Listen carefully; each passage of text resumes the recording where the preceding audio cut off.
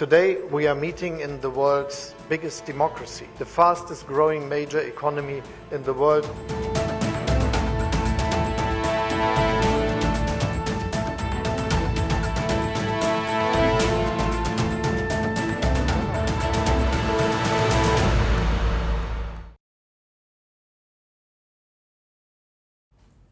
Olaf Scholz is visiting India. That's the German Chancellor. He landed in New Delhi last night, and the timing is significant. For the last couple of weeks, Canada has dominated headlines, with Justin Trudeau defending Khalistani terrorists, making baseless charges against India and trying to rally the West. Trudeau was hoping to isolate India with the help of his Western friends. But look how it's playing out. The German leader's visit underscores how misplaced those efforts were. Olaf Scholz has joined a growing list of world leaders who are eager to deepen their relationship with India. Unlike Trudeau, Scholz is not myopic. He wants more trade with India. He wants to deepen strategic ties. He wants India's help to tackle China and to keep the Indo-Pacific open and safe. Scholz is also seeking India's help in ending the Ukraine war. I expressly support India advocating a lasting and just peace. And I am glad of its readiness to use its reliable relations with all parties to contribute to a political solution of the conflict. Olaf Scholz made that statement earlier today when he met the Indian Prime Minister for talks. The German leader has come with a large delegation of ministers and executives. He is planning a significant pivot. Last week, Germany rolled out a new strategy. It is called Focus on India. The plan describes how Germany should elevate ties with India, and that is the reason why Scholz is visiting. He is here to make that pivot. A slew of agreements were signed today, covering a wide range of areas, from defense to information technology, clean energy, skill development, also emerging fields like semiconductors and AI. India's Prime Minister said a new blueprint will guide this partnership.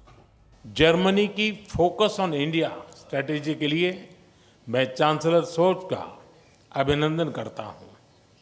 इसमें विश्व के दो बड़े लोकतंत्रों के बीच partnership को comprehensive तरीके से modernise और एलिवेट करने का ब्लूप्रिंट है। So India and Germany are giving their relationship a makeover of sorts. Defense is a major area of cooperation now. Berlin is open to selling defense equipment to India. Before Scholz arrived, Germany made an announcement. It is extending a special status to India. This is supposed to expedite military purchases. It could facilitate a submarine deal. New Delhi may buy 6 German subs. They could be made here in India. Military cooperation is also expanding. Olaf Scholz will travel to Goa tomorrow to visit a German frigate and a supply ship. This German fleet is here for a joint maneuver with the Indian Navy.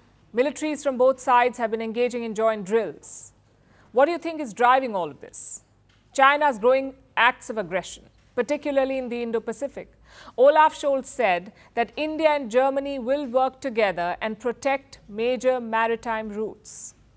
I am very much looking forward to welcoming the soldiers to Goa tomorrow. The Bundeswehr is also committed to ensuring that the rules-based international order is upheld in the Pacific. The freedom of maritime trade routes applies everywhere. China is also an issue on the trade front. Germany wants to be less dependent on China. Their list of Chinese imports is quite long. It includes raw materials and a number of essential goods like chemicals, computers, and solar cells, even pharmaceuticals and rare earth materials.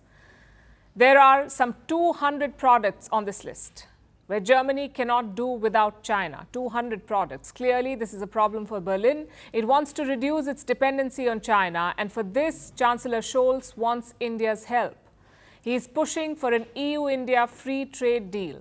My government is pushing for swift progress and rapid conclusions, and I'm sure that if we work on together on this, Prime Minister, this could happen in months rather than years. To boost trade and business, Chancellor Scholz is making some changes. Germany will now offer more visas to Indian workers. The annual quota for Indians is being raised. Earlier it was 20,000, now it will be 90,000, 90. So Germany will issue visas to 90,000 Indian workers every year. Evidently, Olaf Scholz is doing his bit to woo India. And it is a partnership with great potential. India and Germany, they have much to offer to each other. But both sides have struggled to achieve tangible results. Scholz's visit brings fresh momentum to these efforts. He has certainly struck the right tone. It remains to be seen where they take it from here. Firstpost decodes the U.S. election. Explains how America chooses its president. Your primer on the race to the White House. Everything you need to know about how America votes and its global implications. U.S. Election Explained. Every Monday and Thursday only on Firstpost.